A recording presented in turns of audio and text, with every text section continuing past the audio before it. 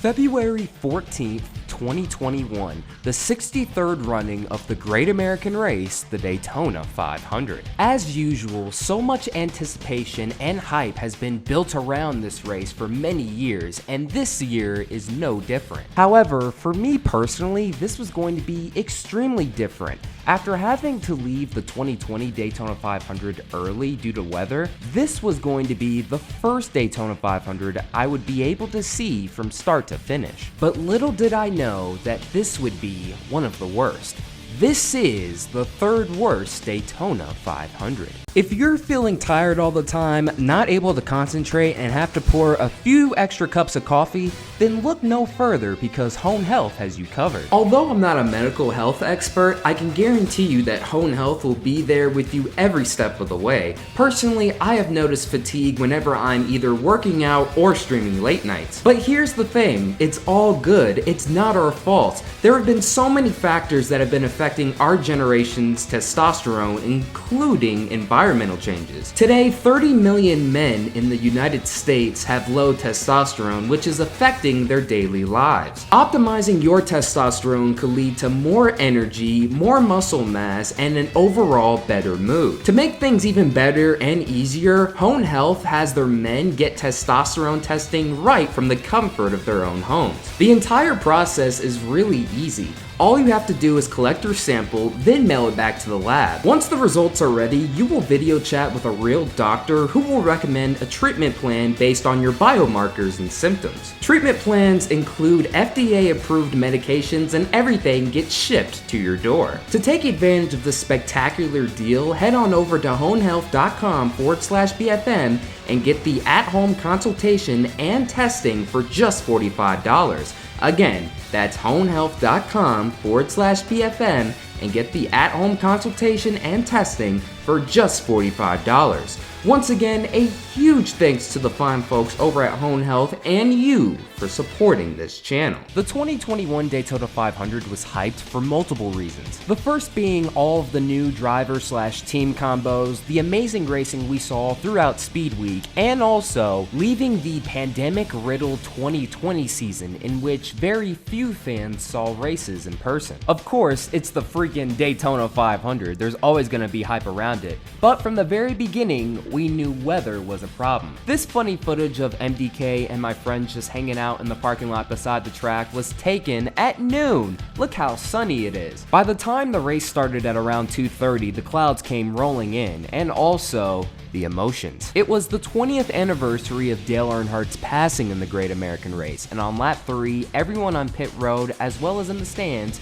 put up 3 fingers. You could also make the argument that on lap 3, Dale Earnhardt got his revenge from beyond the grave. The 1990 winner Derek Cope blew his tire on lap 3 coming out of turn 3, which is exactly what happened to Dale Sr. on the final lap of the 500 in 1990. After that caution, the race got back underway, and immediately the fans in the stands and at home are treated to some 3-wide action. If it stays like this consistently, we are in store for one of the greatest Daytona 500s of all time. Unfortunately, this type of racing would be short-lived, and what ended up happening on lap 14 would be the beginning of one of the worst Daytona 500s ever. Oh no! Oh no! Almirola Bowman!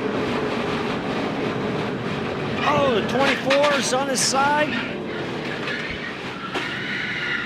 Remember what I said, Clint, about 21 cars? I don't know if we got there, but man, that took out a lot of race cars and a lot of great race cars. And look at the push coming from Kyle Busch to his teammate, Christopher Bell. Now that's going to get him to the rear bumper. Big shot. Oh, he just got over on that right side. I can tell you another part of that equation, Jeff. These cars, they have skew in the rear ends. That's obviously for speed and make the cars go fast, make them pull up to other cars. It's also, in my experience, makes them squirrely. When that car hits him, it pushes that car into the steer of the rear end, and it can turn you in a heartbeat. Christopher Bell not being patient and too aggressive would result in the big one. In total, 16 cars would be involved. And so early in the race too. Multiple contenders, including the freaking pole sitter Alex Bowman, were out of the race. Many fans fans, including myself, were absolutely pissed off. Because with a big one happening so early in this race, we kind of anticipated the type of racing we were in store for the rest of the way. It was not going to be nowhere near as exciting as the racing we saw in the first 13 laps. And to add insult to injury, just 2 laps later, the race would be red flagged for weather. After checking the radars on my phone, I quickly realized that we were not going to be going racing right away. In fact, all of my optimism was quickly washed away.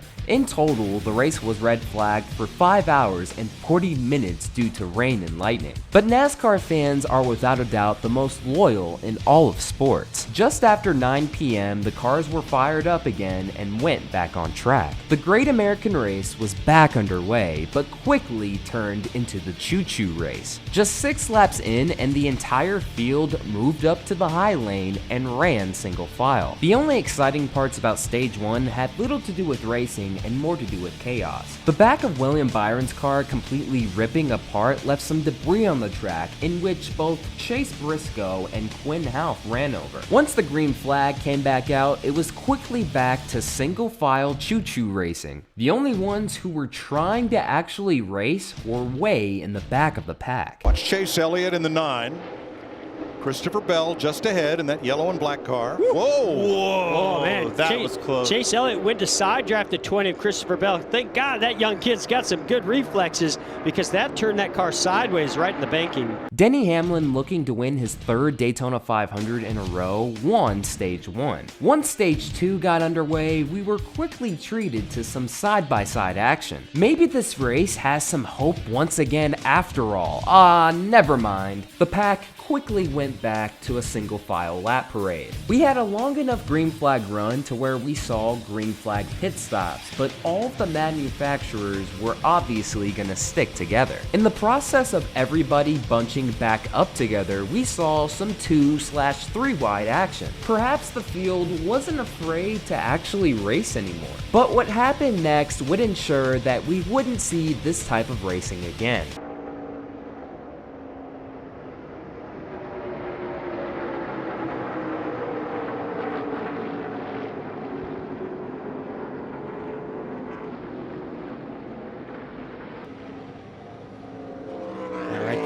He's doing everything he can. Long for the ride. There goes Chase Elliott. Let's ride with him through this.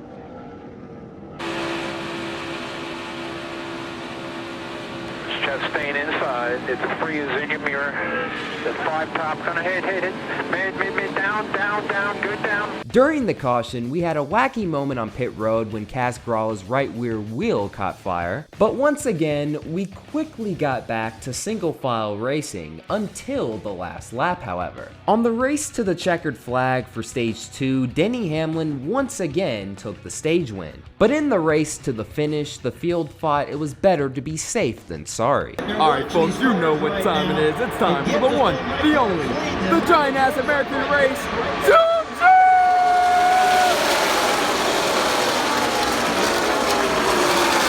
Keep in mind, it's well past midnight by the time the race is almost over and freezing cold in the nosebleed sections. I kid you not, the only exciting parts that took place during the final stage were the green flag pit stops. Even when the field got bunched back up again, they had no interest in going 2 or 3 wide, just sticking to the high lane and getting to the finish. The Ford team's decision to pit first worked out perfectly as they were positioned in 4 of the top 5 spots. That didn't stop them from getting a little racy in the closing laps. Brad Keselowski formed a gap, got a huge run, and dove right to the bottom, setting up for a very intense final lap of action. 1 to go, 2.5 miles in the Daytona 500. Brad Keselowski, man on the move. He rides right behind behind his teammate Joey Logano. Showtime at Daytona now. All the marbles on the table. It's Logano, Keselowski, McDowell. Down on the inside lane, Kevin Harvick trying to organize a run. Here comes Dillon diving to the bottom of the racetrack. Austin Dillon dives to the bottom of the racetrack. Here's Keselowski trying to make the move on Logano. Logano throws the block. Logano leads down the back straightaway. Keselowski's in line. Now he turns him. Both Team Penske cars crash. Keselowski is up in a ball of flame, up into the outside wall. He'll take Kyle Busch with him. Everybody now racing off the corner in a horrific crash on the final lap of the Daytona 500. Caution is on the speedway. Caution is on the speedway. We'll wait and see who was the race leader when the caution flag came out. Brad Keselowski has just climbed from his race car. Holy cow, what a ride he just took. He climbed out of the car. He immediately took off his gloves and just chucked them right at the car. Now he takes his helmet and he throws his helmet at the race car. The two Team Penske teammates colliding on the final lap led to a fiery crash, sending Keselowski into the catch fence. It was one of the worst Daytona 500 wrecks you will ever see, but a testament to the safety advancements. 20 years prior, Dale Sr. didn't walk away, but in this wreck, 20 years later, everyone walks away safely. In the end, Michael McDowell pulled off one of the greatest upset victories in Daytona 500 history, winning the race at 100-1 odds and also changing his legacy. No longer will he just be known as the guy who walked away from a horrific wreck at Texas in 2008. He'll also forever be known as a Daytona 500 champion. This underdog win ensures that the 2021 Daytona 500 will undoubtedly be remembered, but also it'll be remembered for all of the wrong reasons, making this the third worst Daytona 500. And once again, that'll do it for another video. Thank you guys so much for watching. This is Black Flags Matter. Catch you next time.